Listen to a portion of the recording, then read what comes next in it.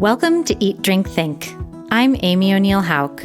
In this podcast from Edible Communities, a network of magazines published across North America, we celebrate all things local and sustainable in the food world. Today we're speaking with Joe Yonan. Joe is the food and dining editor for The Washington Post. He's the author of 5 books, including the bestseller Cool Beans, the ultimate guide to the world's most versatile plant-based protein. In 2013, after several years at the Post, Joe had what he describes as his second coming out. He announced to readers of the Post and to the public that he was, for all intents and purposes, vegetarian. This past fall, Joe released his newest book, Mastering the Art of Plant-Based Cooking, a book of over 300 recipes made exclusively from plants. As Joe says in the introduction to the book, his aim with this encyclopedic collection is to codify plant-based cooking, not as a movement, lifestyle, or philosophy, but as a cuisine. Joe, welcome to Eat, Drink, Think. Thank you so much for having me, Amy. I'm excited to talk. Definitely. I'm so glad you're here. Well, this book is giant and beautiful, and I'm delighted to get to talk to you today about some of the treasures inside. Before we get down to the details, I'm curious about the title as it relates to what I mentioned at the end of the introduction, which is your distinction between veganism as an identity or lifestyle and plant-based eating as a cuisine. Can you talk a little bit about that difference and whether it influenced your choice to make the term plant-based part of the title? Yeah.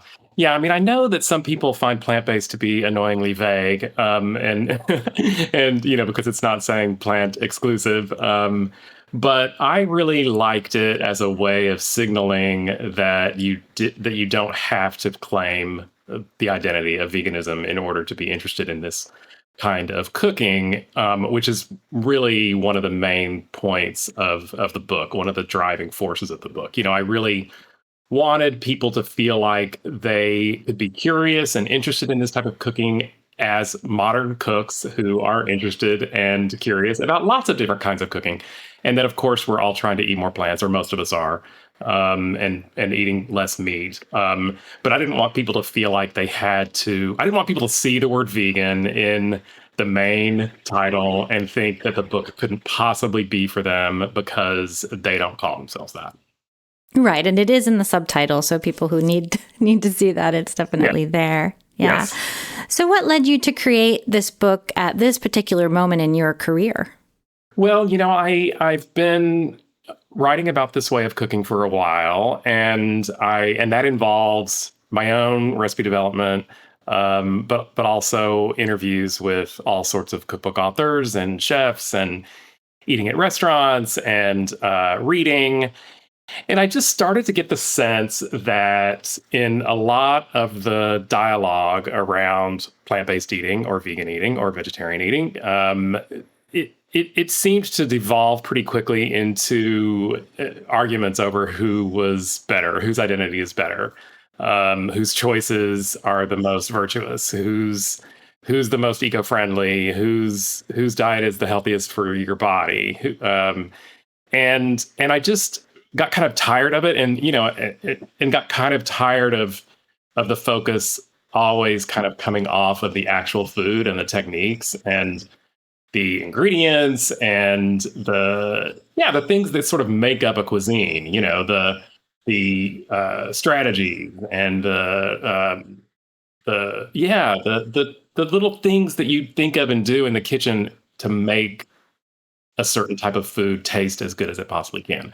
So I just started thinking that was getting lost, and I didn't really see anything out there that claimed to be trying to codify this way of cooking as a cuisine, and so I just thought, well, if nobody's going to do it, then I'm going to do it, and just see what happens. And it was a huge thing to bite off, and there were certainly times when I was a little worried about the title because people would ask me what I was working on, and I would tell them, and then I would tell them the title, and I would always have I would always gulp a little bit when I would tell friends and stuff at dinner parties, because it sets the bar so high, and so it made me nervous every time I said it.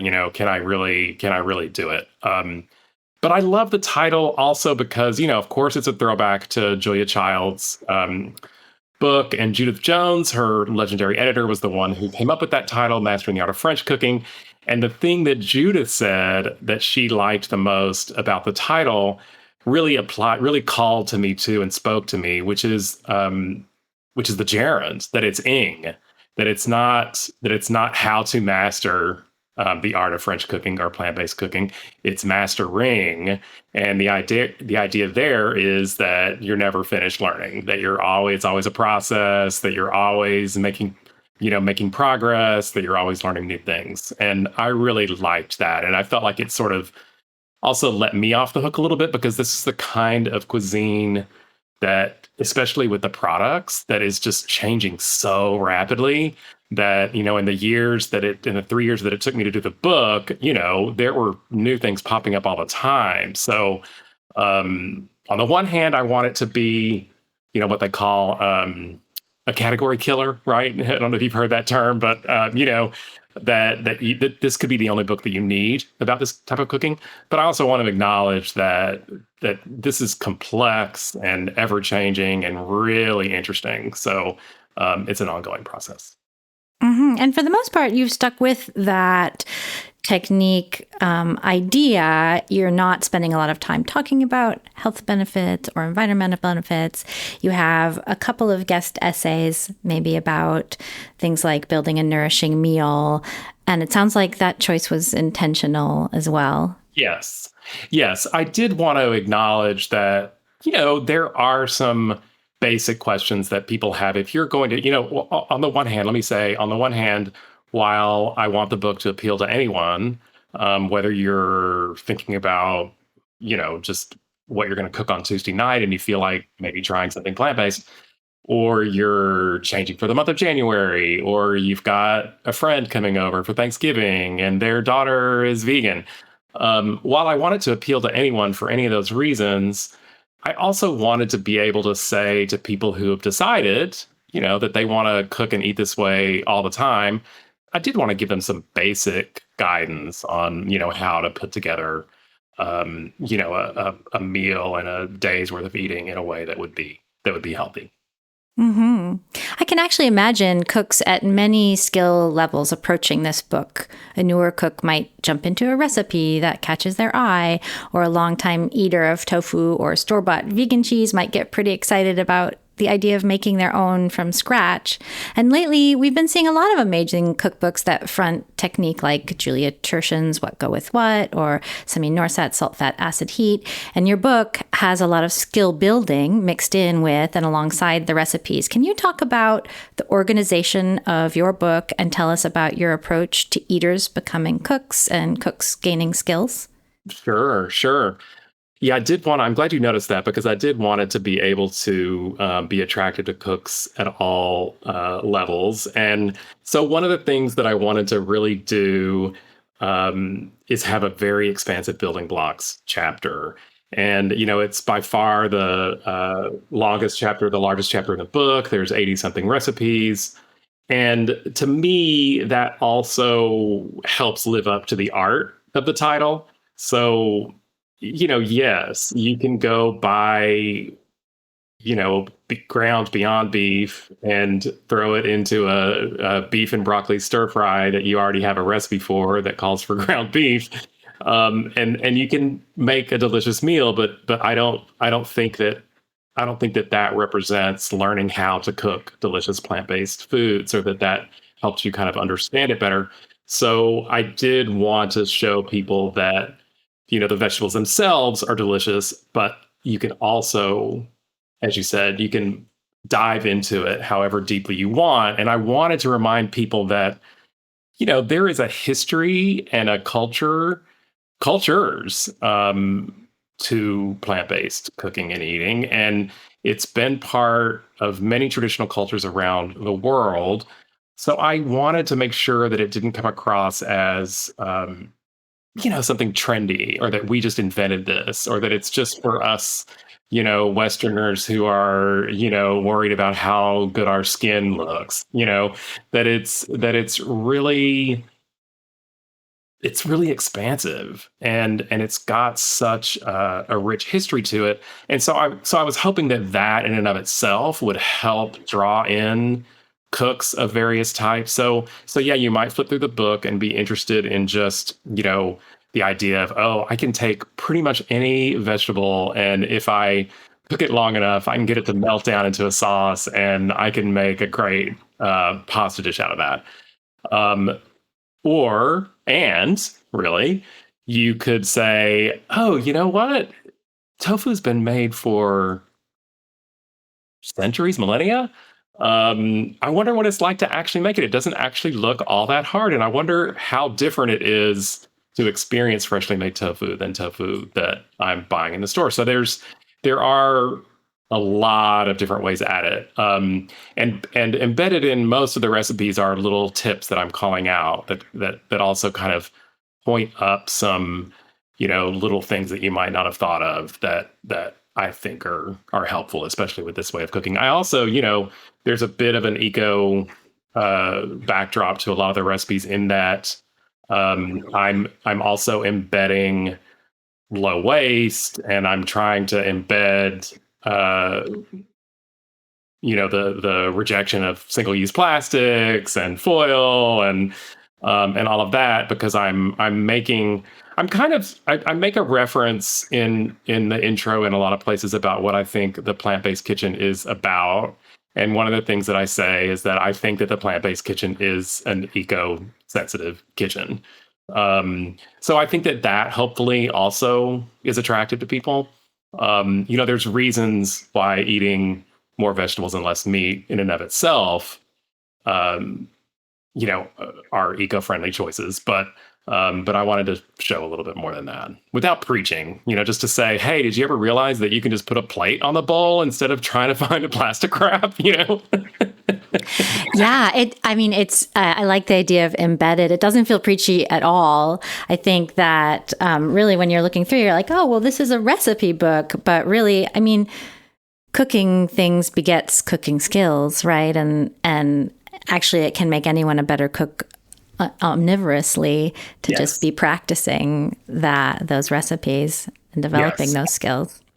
Absolutely. I remember, I think it was at Dirt Candy, Amanda Cohen's wonderful restaurant in New York. I don't know if she still has this on her website, but for the longest time on the homepage of her website, she had some line that was something like, anybody can cook a burger, leave the vegetables to the pros. and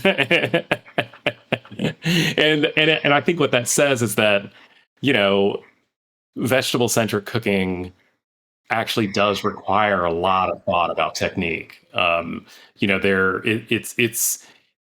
It's hard. I think it is more challenging to cook vegetables in a way that brings out their best and that results in great textural variations and that maintains their flavors. I don't think it's hard generally, but I think it's harder than just throwing a piece of meat on the grill.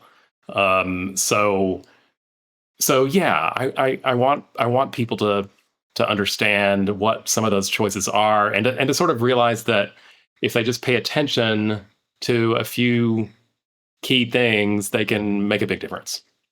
It can be harder from a meal planning standpoint as well. Yeah. Because of the way we are centered on having a protein as the main part of a meal. So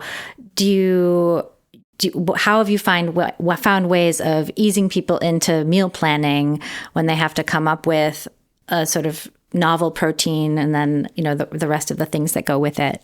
Right. I'm a big advocate of the idea of cooking building block sort of foods, not full recipes, but when you have time, making a big pot of beans, of course, my great love, making grains, maybe roasting some vegetables, and then having around kind of a lot of the things that, a lot of the vehicles that you can eat those with: tortillas for tacos, pastas, fresh greens for salads. And I feel like that's sort of a way to meal plan without getting out a spreadsheet. That's kind of the way I like to do it. If I see a meal plan that's like too hyper specific, it makes me really nervous. And I feel like if I stray even the tiniest bit, then the whole concept has fallen has fallen by the wayside. So I prefer to just have a lot of things around that I can use in a lot of different ways. Now, it's easy for me to say that because I know how to then put them all together, and it's harder, of course, if you don't.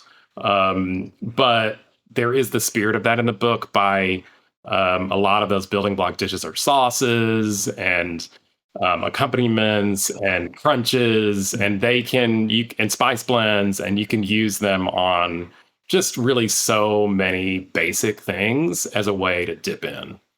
It's a mind shift, I think, also to switch from the idea of when you cook more than you might need for a meal, that's considered leftovers, as opposed to it's actually prep for something new. That's right. And I think once people change habit, it can maybe be liberating, right? But it's a new way of managing what's in your pantry and refrigerator.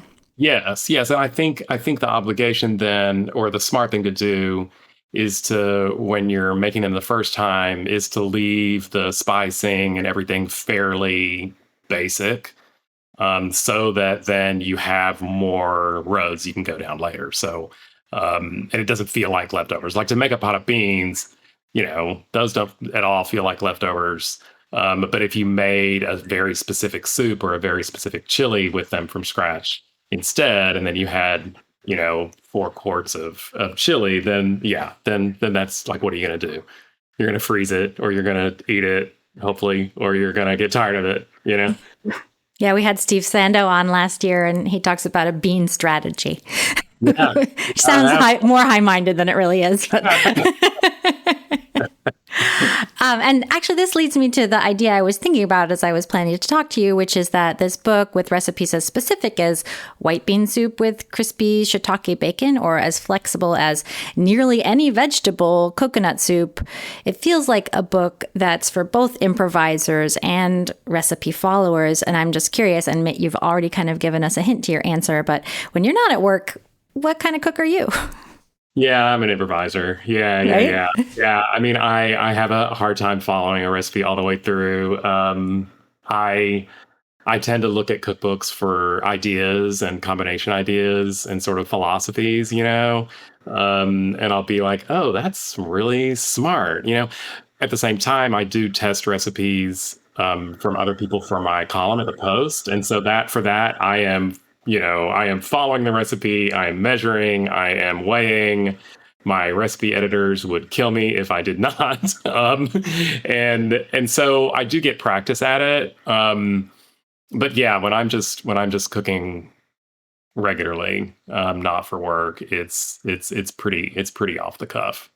It's pretty, which works well for me. My husband is not a huge fan of leftovers, and we've actually butted heads about that a couple times. Like, I remember once I said to him, because we have a teenager, I said to him, look, if you don't like leftovers, I don't understand how this whole cooking dinner thing is going to work for me. Like, I honestly don't think it could work, but I've gotten him to sort of make that shift into thinking more about things as building blocks rather than full-fledged dishes. So, I made this like yesterday for myself, because he was eating some takeout. I made this like chickpea saffron thing off the cuff with a bunch of, extra tomatoes and onions and some frozen vegetables. Then I had some greens, and I had, actually I made the chickpeas separately, and then I made the greens with a bunch of other vegetables that were kind of nearing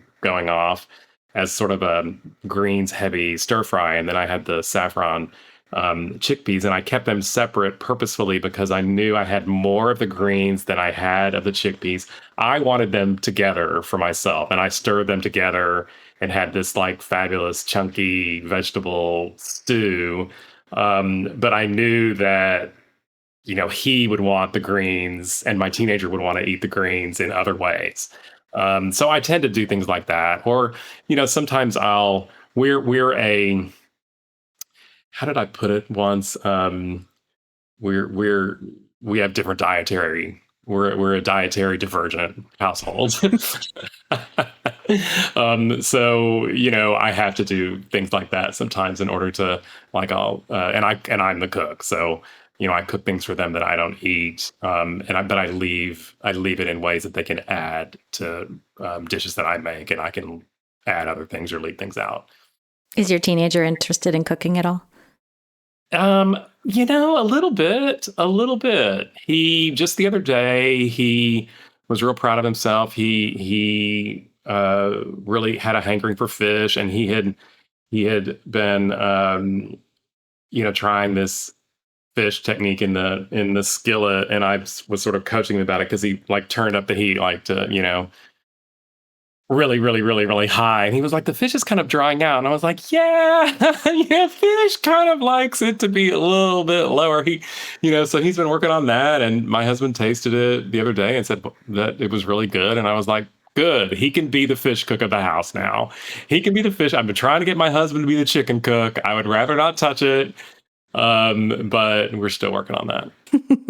Yeah, that's great. It's great to have those wins. He's noticing that it's dry. That's a big deal. Yeah. He's got very strong opinions about food. Yes, he does. Can you talk a little bit about the book's contributors and maybe talk a bit about how a project of this scale, over 300 recipes, comes together? Yeah, yeah. So, when I pitched the book, one of the things that I thought was, I'm not seeing this out in the world, which I mentioned earlier, and I want to write it. But I think the editor in me also immediately had the thought, well, if I'm thinking about doing this, somebody else is thinking about doing this right now too. I gotta get on it. I gotta get on it. I gotta do this quickly while I think that the moment is right. And the only way, I have a busy full-time job, and the only way for that many recipes to get done in a year or two is for them to be worked on, simultaneously by different people. So I probably developed almost half of them myself, a Oh, third wow. to half of them myself. And the others, I just thought a lot about the people that I know that have a really good facility for plant-based cooking, even if they're not, exclusively plant-based or vegan or vegetarian themselves. And I just started having conversations with people and started looping people in and saying, what do you think should go in a book like this? Like, explain the philosophy to them, and what do you think it should be, and what kinds of things are you into that could fit into it? I mean, a lot of times I knew, like I worked with Ali Slagle, who's really wonderful, and I knew that she just loves salads. And pretty quickly she sketched out a whole salad, philosophy to me that I was like, yes, yes, yes. And then it's these pretty intensive conversations where we're talking about the nitty-gritty of the recipe possibilities. We're brainstorming. And the wonderful thing about it, when you're working with people who are so talented, is that the recipes come back, and I'm testing them and I'm tasting them, and it just feels like me. It felt like me, which was really important to me. Like, I wanted to work with these great people, but I didn't want it to feel like a compilation of recipes. I wanted to feel like, I'm still the driving force and the thread between the recipes, that my personality and taste is still coming through. And it totally did. And I also worked a lot on some of the recipes, with them.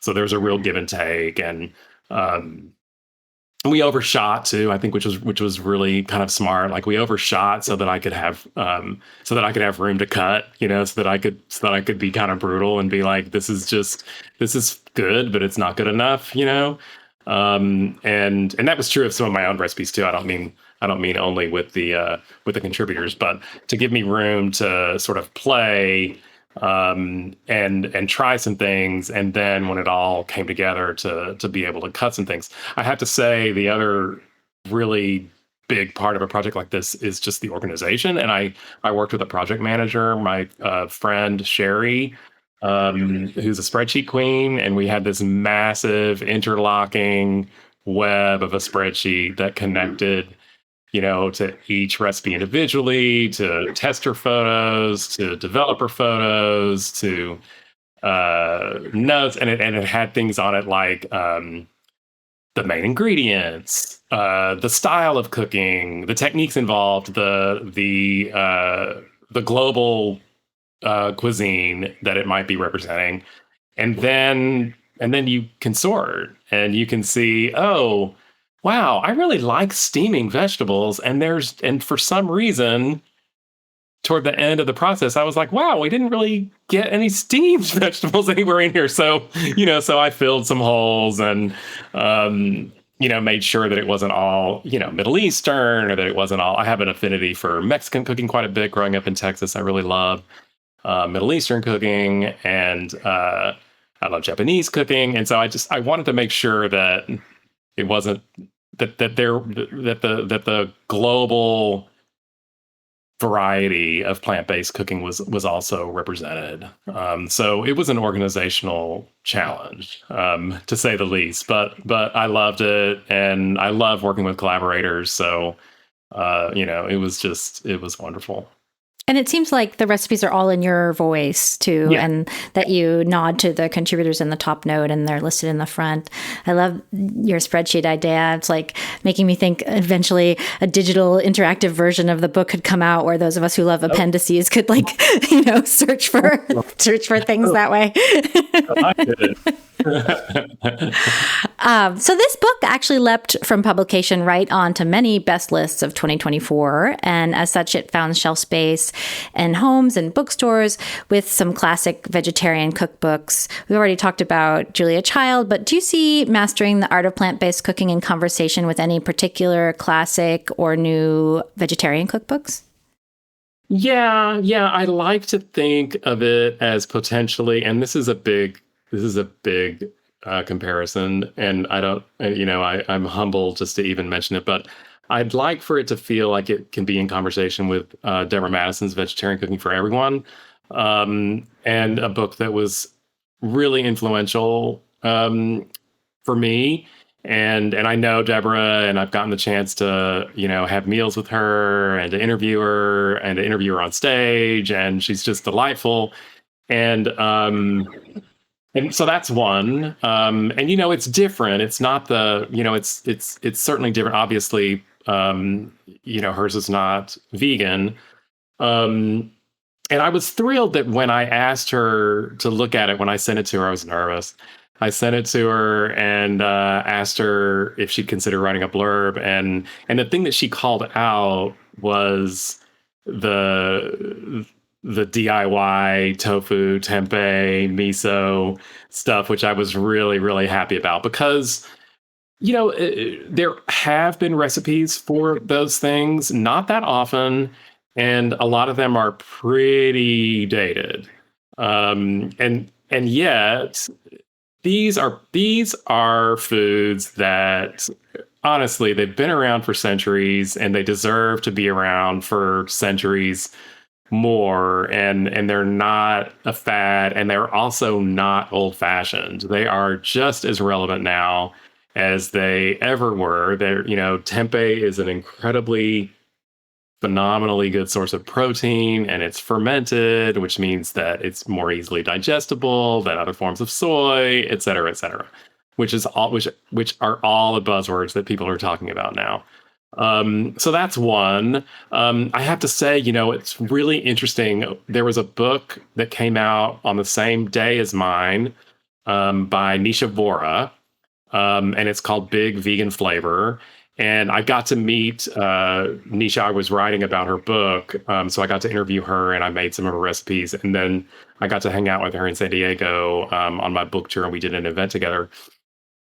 And I think that they share a publication date. The size is about the same. She doesn't have as many recipes, and she's not her book isn't trying to be as all encompassing as mine. But she's got phenomenally good techniques in her book, and it's just this sense of flavor. And we both were talking about how when we were at these events, we were talking about how perfect kind of a combo the books make, and so I think that those two books talk to each other. Yeah. I think that signals a zeitgeist too, Yeah. that there's just this thing happening that Yeah. people beyond those who consider themselves vegetarian and vegan want to know about. Yeah, absolutely. In your work at the Post, you read and try so many recipes. I'm wondering if you can tell us, with respect to the cookbook, about any new surprises or delights that you found during the process. Yeah, absolutely. A couple things come to mind. One is, for years, I've been a fan of this pumpkin seed tofu brand called Pum Fu. I don't know if you've had it. It's excellent. And it's just got an interesting texture, and I think it's become popular because people who maybe are allergic to soy are looking for an alternative to soy-based tofu, and it's delicious, and I figured out how to make it. Thanks to my work with Miyoko Shinner, who, is a founder of Miyoko's Creamery and a genius. And she worked on some recipes with me for this book that are the butters and the cheeses. And we worked on a pumpkin seed ricotta recipe together.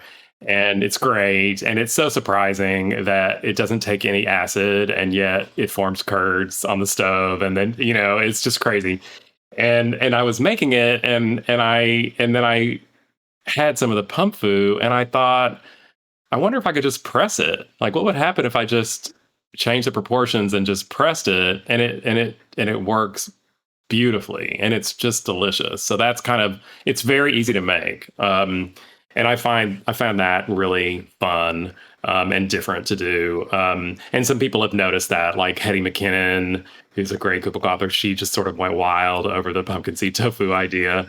Another one I'll call out are the ice creams. It's a technique and a combination that I haven't seen anybody else do. And it came from my exposure to a tahini soft serve at a really great Palestinian restaurant's side cafe, Yellow. It's Michael Rafidi, who's a phenomenal Palestinian chef in DC. And he has this great cafe, Yellow, and I tried the tahini soft serve, and it's delicious. And he told me it was vegan, and I said, I want to see that recipe. And and it's great. And what I realized was I thought that I could probably make other nut butter based ice creams that way. Now, the tahini soft serve is tahini with oat milk and sugar. And I discovered he uses Oatly. And then when I tried it at home, I tried it with homemade oat milk, which I don't know if you've made homemade oat milk, but it can become a little bit slimy, a little mucilaginous, as we like to say, if you blend it too much or if you squeeze it too much, and if you heat it, well, guess what's perfect for the ice cream texture? It just makes it so silky to use the homemade oat milk. But then I realized, tahini is a nut butter, basically. So I came up with this technique and recipe where I'm just using nuts, and I roast some of them, and I keep some of them raw. I turn the raw ones into a nut milk, and I turn some of the roasted ones into a nut butter, and I combine the two with sugar and freeze it in an ice cream maker, and then fold in the rest of the roasted nuts. And it works with pistachio, with pumpkin seed. It works with hazelnut, of course. It works with walnuts and pecans and everything. And what it proved to me is just how, with a lot of plant-based cooking, there can be a clarity of flavor because you're not sort of covering up the flavor with something as rich as heavy cream. So I like to tell people it's like the difference between chocolate ice cream and chocolate sorbet. If you've Oh, had yeah. chocolate sorbet, you get this incredible chocolate flavor. Hmm. And it's the same thing. So I really love those, and those felt. I'm proud of that. That's awesome. I'm kind of over plant milk ice creams. They're just icy. Yeah. And yeah, I think, coconut is the exception. It's really creamy, but yeah, I think the butter ones are just an amazing idea, and I can't wait to Yeah. try them out. Great. So there is, just as we started mentioning with the ice cream, there's a robust dessert section in the Yes. book, and it opens with an essay by Alicia Kennedy, a writer who used to run a vegan bakery. And can you walk us through some of your favorite Beyond Ice Cream recipes and techniques from that section? Sure. One of my favorite things that I discovered in the process of working on this book, and it had started coming to me when I was doing some other work, but it really came to the fore when I was working on this book, and that is, I think that we plant-based cooks and bakers tend to assume that we need to have kind of one-to-one substitutes for all of the animal products. And with butter, I get it. Very easy to substitute. An oil-based cake is a beautiful thing. Some of us have, I'm from the South, and I've, made and loved oil-based cakes, for much of my life. So I know that you don't need butter for an oil-based cake, but um, you don't need to be always thinking about an egg substitute, a one-to-one egg substitute. So that was one of my favorite discoveries in working on this chapter, and that's because eggs do multiple things in a recipe, and of course one of them is leavening. But we've used chemical leaveners, baking soda and baking powder in baked goods for a really long time. There's actually not that many dessert recipes that depend solely on an egg for the leavening. Maybe a classic French genoise, right? Which is so tricky to make. Like I think the last time I really did it was in cooking school, and it's rough. One little misstep and you're sunk, literally. So realizing that baking soda can provide part of what an egg does, and then I had learned a few years ago about the trick of goosing the leavening power with a little bit of vinegar. So that's something that makes vegan baked goods, really rise. Um, and then the other thing that eggs do is help with structure. So, in a lot of cases, that's like with these great cookie recipes in the book, that's done with arrowroot starch, kind of helps provide the structure. In one of my savory recipes for cornbread, classic cornbread, it's just a matter of using a higher protein flour. I used bread flour instead of regular flour, and that gave enough structure.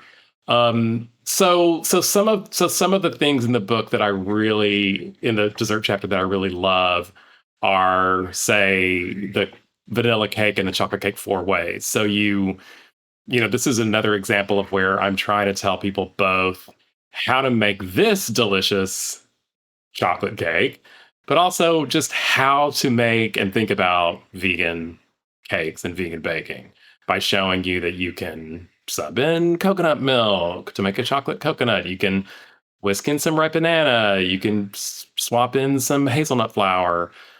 So I love those. I love the black tahini swirled cheesecake.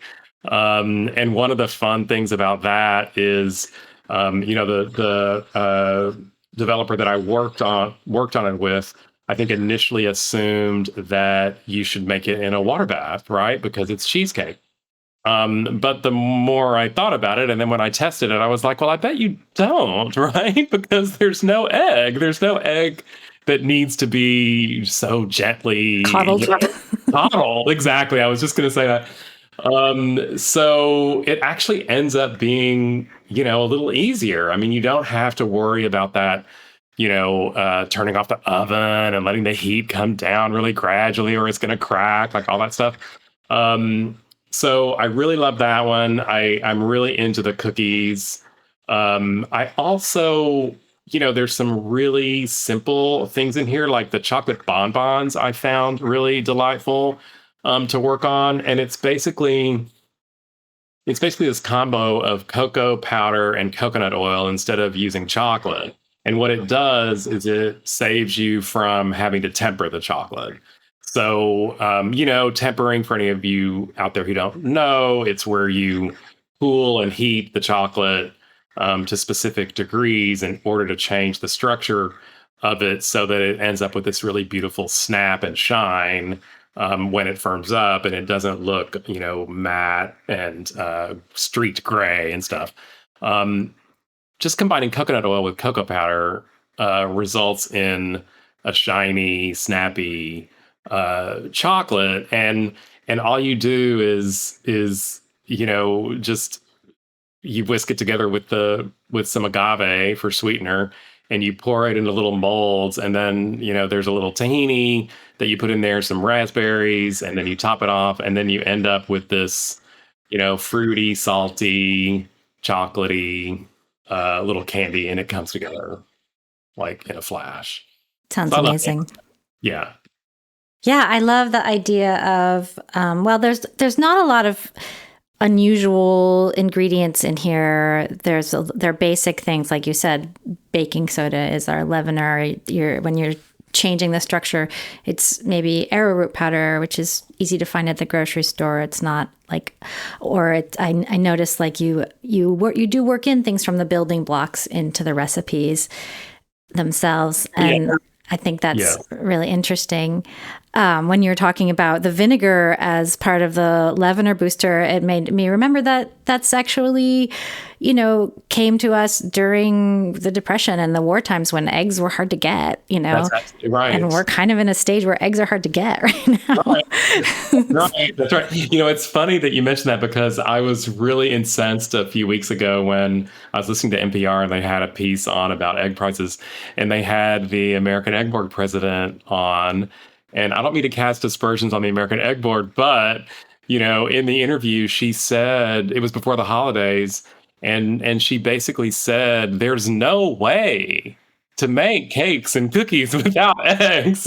And of course, I was just jumping out of my seat. I almost wrecked my car. I'm like yelling at the radio, I'm like, oh no, there is. Oh boy, is there. No, you're right. I mean, one of the things that ends up being sort of an ancillary benefit with plant-based cooking is that, you can do a lot of things out of the pantry. They're just our pantry solutions to a lot of the things that with animal products that you have to keep in the fridge and keep from going bad.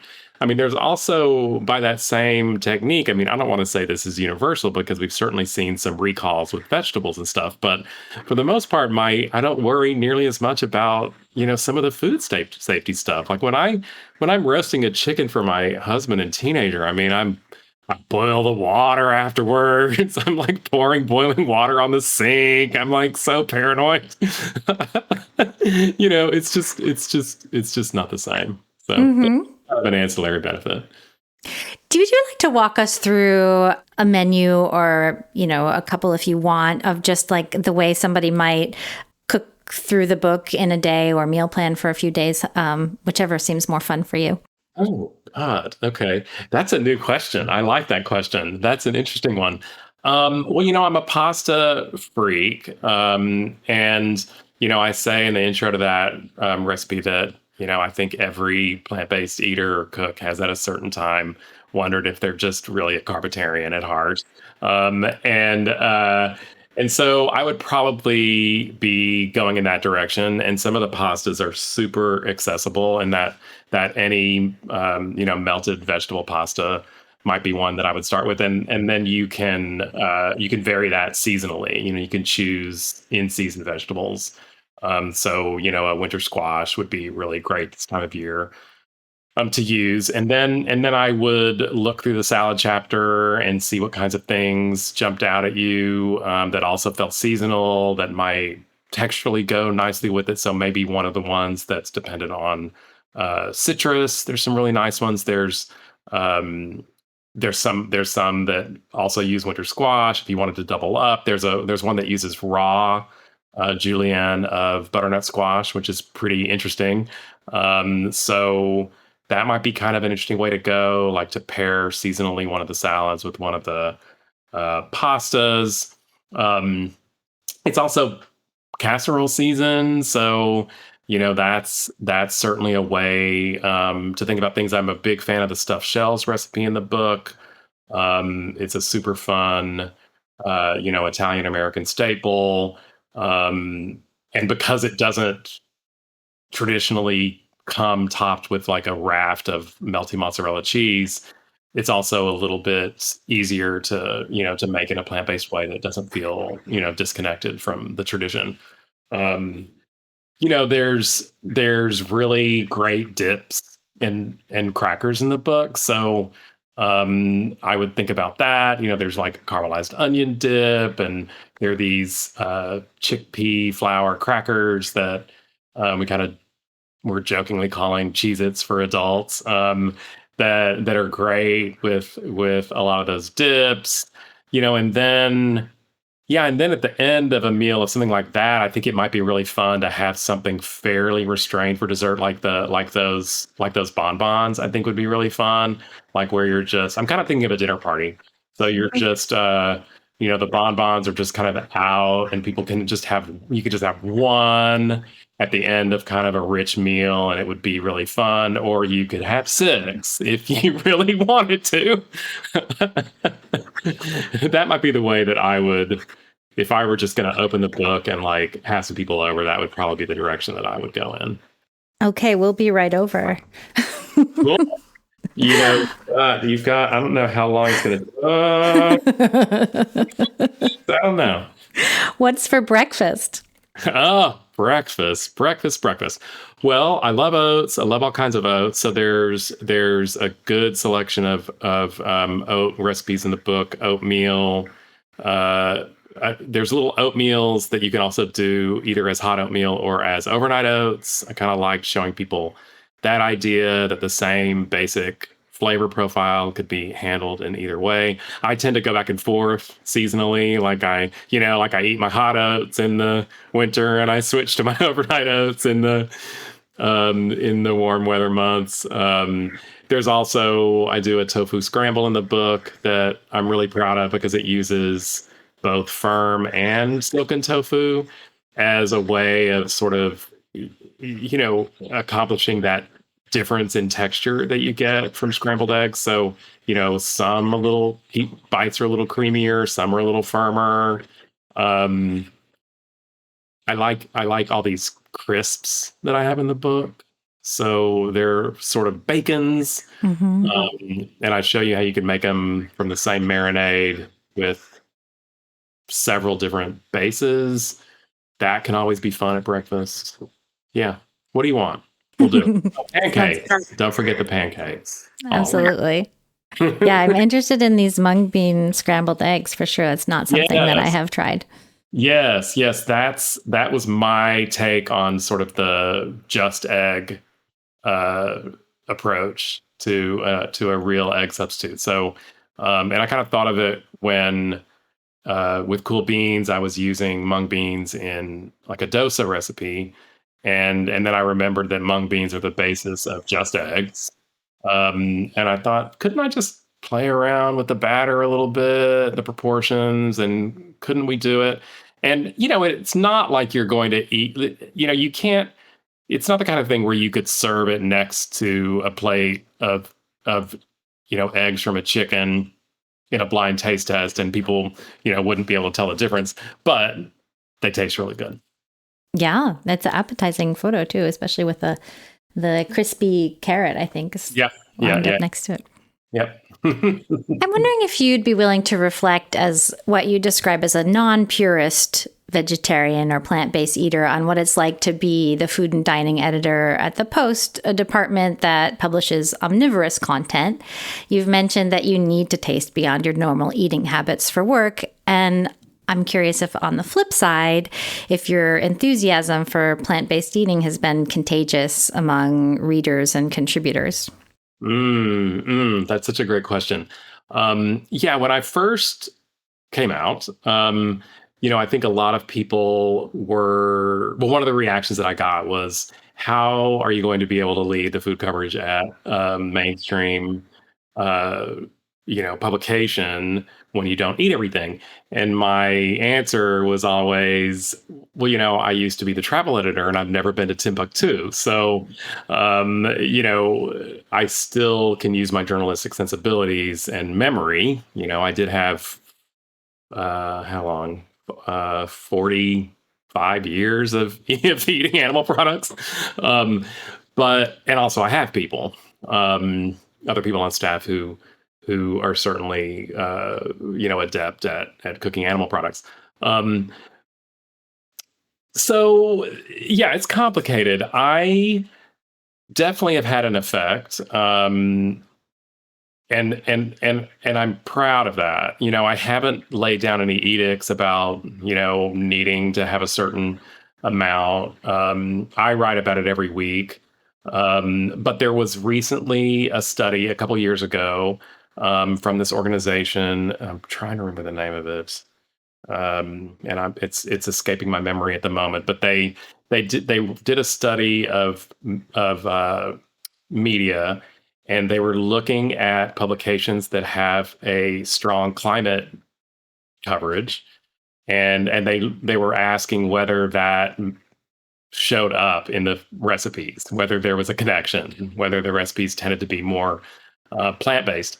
And and when they did the study, the Post had more plant-based recipes than any other publication that they studied, which I really loved seeing. Of course, they asked me about it, and I said, "Well, the only problem with your theory is that there's no communication between the climate reporters and the food team."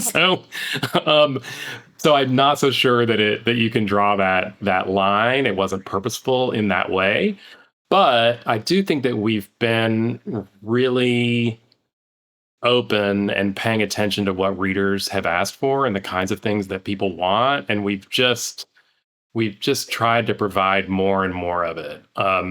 We have this really wonderful 4-day-a-week newsletter called Eat Voraciously. Daniela Galarza writes, and she's a brilliant writer, and she writes an original recipe every week, and it's got a really high number of subscribers. It's got one of the highest open rates of any of the newsletters at the Post. And, she hears from people all the time about what they want. And one of the things that she started doing that has sort of infiltrated the rest of our coverage is she was always offering, first of all, she was doing more plant-based recipes, making sure that in each batch every week, she always had some. But she offers substitutions, just a raft of substitutions for all sorts of things in her recipes, always to make them vegetarian or vegan if they're not, always to substitute for alcohol if there's alcohol in it, always for any quote unquote specialty ingredient, always if it might be too spicy for some people, what to do, and on and on. And we started doing that in all our recipes, basically inspired by her. And so that I think that stemmed originally from me, because I think I inspired her to do more plant-based. And it culminated in this past holiday season. We did our selection of holiday recipes. I'm sorry, our selection of holiday cookie recipes, like we always do. And Becky Crystal wonderfully curates them. And this year we decided that we wanted to make every one of them able to be veganized or made gluten-free. So we had separate testing process for each one of the cookies, in that regard. And readers just really, really appreciated it. Now, I do get there certainly are some commenters who, resist and don't like when I write about tofu or tempeh. I mean, there definitely are some traditionalists who, think that we probably do too much. But I always think that, a plant-based recipe can also be used for so many different things. It can kind of be the baseline, right? Like, you can, as somebody who eats meat, you can eat a plant-based recipe without violating your dietary preferences. Just because you eat meat doesn't mean you need, or eat any animal products doesn't mean that you require them in every bite. But you also can add them very easily, or you can treat these recipes as side dishes or salads or appetizers, or so I feel really good about it. And we have done more. And I also hear from chefs and restaurateurs that I've had an influence on just getting more vegetables served in restaurants, getting them thinking more about them, and that's been a huge surprise to me, and a wonderful surprise and a compliment. I've been thrilled whenever I hear that. I think you don't always think about the effects that you might have over a period of many years, but there has been some. So That's exciting. yeah. I'm curious, you mentioned that the food department doesn't talk to the climate reporters, and it just got me thinking about I mean, that's a bit of an exaggeration. Sure. Yeah, you're not completely siloed either, I'm sure. But it just got me thinking about politics and, what's happening in government as far as our health department going forward, and just how all these things interact, and people's worries about what's happening with the media, sometimes the Post in particular, and how you might imagine or have concern or not about how that might affect your department. Yeah. It definitely is tricky. I mean, there is certainly a vocal, thankfully minority, but there is a vocal minority of readers out there who, if we ever stray beyond quote unquote just food, they tell us to get back in our lane, right? And I always resist that idea, because I'm of the opinion that food affects everything, and that there's no real division between the political and the personal, especially if you're from any kind of marginalized community. And I think there's a role for food coverage that acknowledges politics and culture in a way that doesn't come across as partisan or preachy, but just gets into some of the nuances. But it is difficult. It is difficult. And I do think that, the Post has become, a lightning rod for a lot of people on the right, who, throw around the term fake news.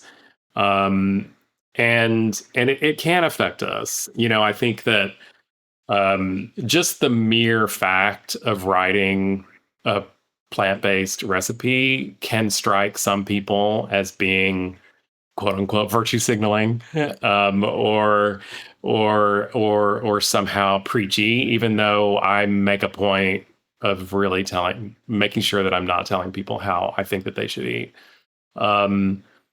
So it does affect us, and unfortunately, I think we've seen in our comment section that the dialogue just does seem to be getting more and more divisive. So that it is unfortunate. Are you worried at all about the possibility for overcorrection with the incoming administration, or any kind of a chilling effect on what you want to or might be able to talk about? Not really in food. I have my own feelings about media more generally that I'm not quite comfortable getting into at the moment. But we could stay on and talk about it afterwards. But I no, I mean, I do think that it's going to be a really interesting area of coverage, with RFK Jr. and with Make America Healthy Again, and with, I think that there's going to be a bigger and bigger role for us to play in making sure that misinformation is called out. Now, we do have a really great team uh, of reporters and editors and well-being that write about a lot of this too, and we do coordinate with them. And I should backtrack a little bit about the climate thing. There are times when, like, there was a climate piece about how we should eat more lentils, that lentils would be a great thing for everybody, and we provided lists of recipes for them, and we were able to coordinate the coverage and all of that. And we do the same with the well-being team. But there is, there is going to be more and more of a place, I think, for us to try to give people options and information that can help them eat well, but also eat in a way that doesn't kill the planet. Yeah, Hopefully. I mean, like you mentioned, food is political, whether it has to do with Yes. your access to it or lack of access to it, and all sorts of other things that we get into a lot on this podcast. So Yes. it seems relevant, even if recipes are mostly what you're talking about. Yes. Yes. Absolutely. Absolutely. It really touches everything. Which could be a great opportunity as well. Yes. Yes. So I just want to circle back to what you like to cook and eat and find out, as we close out, what is exciting you in the kitchen in 2025? Oh boy. Okay. Let's see. Oh, well, okay. I have been really just interested more and more in, like, spicy condiments and the chili crisp type things. I went through a phase, like a lot of people probably did, of obsession with the chili crisp, where I started thinking that I couldn't eat anything if it didn't have some chili crisp on it. And I've replaced that obsession a year or two ago with a salsa matcha obsession, which I just adore. And I have an abiding, long-standing interest in the foods of Mexico, and so I just have a feeling that there's a lot more to discover about just different plant-based traditions in Mexican cooking. So that's something that I'm looking a lot at, and feeling myself in the kitchen. I was just telling somebody the other day, they were like, "What's your?" Well, actually, it was on another podcast. They asked me what my resolution for 2025 was, and I said to eat more tamales. And they said, "Why?" And I said, "Because I love them, and I haven't eaten enough of them lately." So those things excite me.